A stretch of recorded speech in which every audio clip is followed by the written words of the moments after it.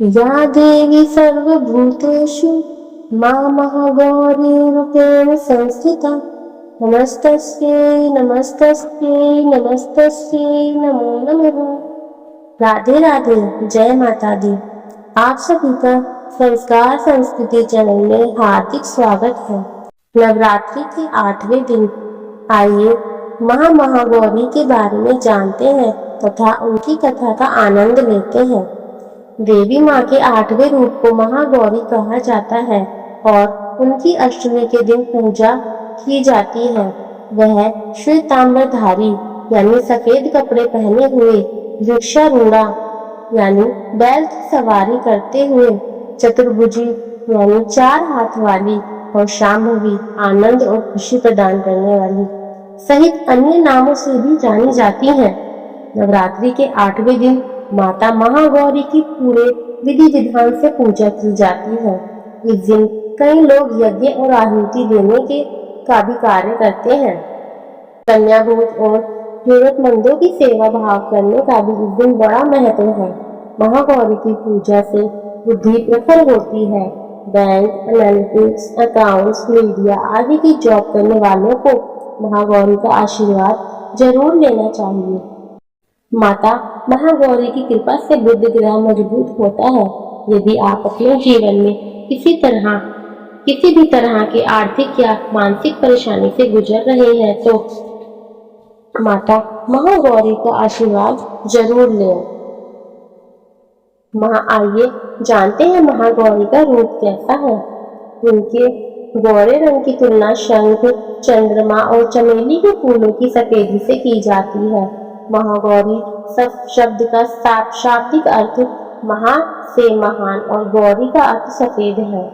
सफेद वृषभ अर्थात बैल पर विराजमान देवी महागौरी को 3 आंखों और 4 भुजाओं के साथ चित्रित किया गया है।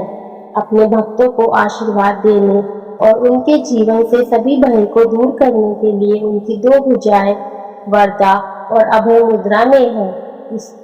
उनकी दूसरी भुजाओं में त्रिशूल और डमरू है। उनके कपड़े और आभूषण सफेद और शुद्ध है।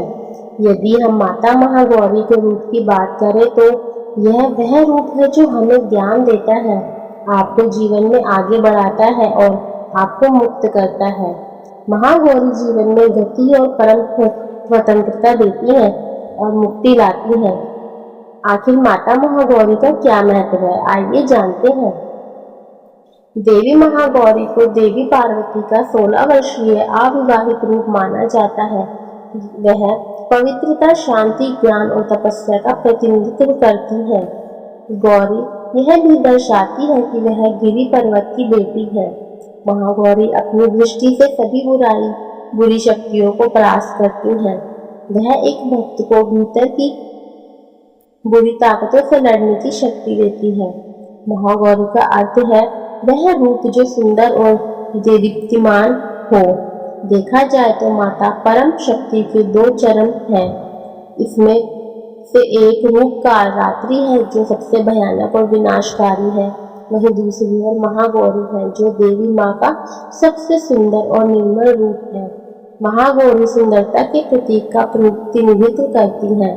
महागौरी आपकी सभी इच्छाओं को पूरा करती है। देवी महागौरी आपको भौतिक लाभ के लिए सभी आशीर्वाद और वरदान देती है ताकि आप भीतर से संतुष्ट हो जाएं और जीवन में आगे बढ़े। माता महागौरी का ज्योतिष शास्त्र में क्या महत्व है, आइए जानते हैं। माता महागौरी चतुर्भुजा है। उनके दाहिने एक हाथ में त्रिशूल है और दूसरा हाथ अभय मुद्रा में है। वहीं माता के बाएं एक हाथ में डमरू है और दूसरे वरद मुद्रा में रखा हुआ है। जैसा कि नाम से पता चलता है कि देवी महागौरी आश्चर्यजनक रूप से अद्भुत है। देवी महागौरी अपने उचित स्वरूप के कारण भी अद्भुत है। वे शंख, चंद्रमा और कुंड के सफेद फूलों से सुसज्जित है। वैदिक ज्योतिष के अनुसार नव दुर्गा के इस 8वें अवतार की पूजा से बुद्ध पर सकारात्मक प्रभाव पड़ते हैं। नवरात्रि में देवी की पूजा करने से बुद्ध को बल मिलता है।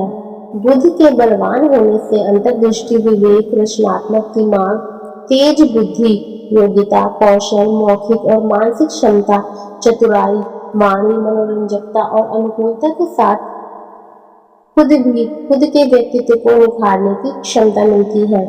यदि आप इन गुणों का आशीर्वाद प्राप्त करना चाहते हैं तो माता महागौरी की पूजा विधि जरूर करें।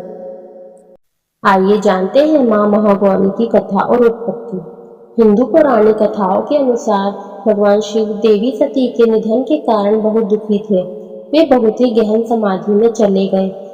सब देवताओं ने उनसे अपनी समाधि तोड़ने की बहुत प्रार्थना की, लेकिन भगवान शिव ने समाधि से बाहर आने से इनकार कर दिया और कई वर्षों तक अपनी समाधि में बैठे रहे। इसी बीच तारकासुर नाम का एक राक्षस स्वर्ग में अशांति पैदा कर रहा था। तब देवताओं ने माँ दुर्गा की पूजा की और उनसे राक्षस को हराने का उपाय पूछा। तब देवी दुर्गा ने कहा कि जब देवी सती का दूसरा जन्म होगा वो भगवान शिव को उनकी समाधि से बाहर लेकर आएंगी।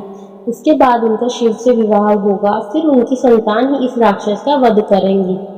देवताओं की प्रार्थना के बाद देवी सती ने हिमालय की बेटी माँ शैलपुत्री के रूप में जन्म लिया।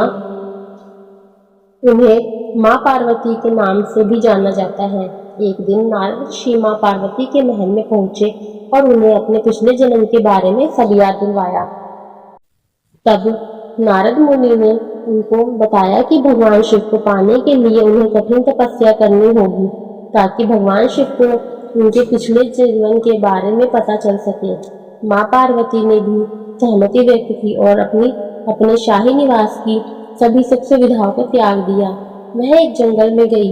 वहां पर तपस्या करते हुए कई हजारों साल बीत गए, लेकिन माँ पार्वती ने हार नहीं मानी। उन्होंने ठंड, मूसलाधार बारिश और तूफान सभी मौसम में लगातार तपस्या करती रही। कुछ समय बाद उन्होंने अन्न और जल भी त्याग दिया, जिसकी वजह से उनका शरीर बहुत ही कमजोर हो गया। अत्यधिक तपस्या के कारण माँ पार्वती ने अपनी सारी शक्तियां खो दी। अंत में भगवान शिव उनकी तपस्या से प्रसन्न हुए। उन्होंने अपनी दिव्य शक्ति से यह भी जान लिया कि वे देवी सती का ही पुनर्जन्म है। सब कुछ जानने के बाद भगवान शिव और माँ पार्वती से शादी करने को तैयार हो गए। क्योंकि माँ पार्वती अधिक तपस्या की वजह से बहुत ही दुर्बल हो गई थी, इसलिए भगवान शिव ने उनका श्रृंगार किया।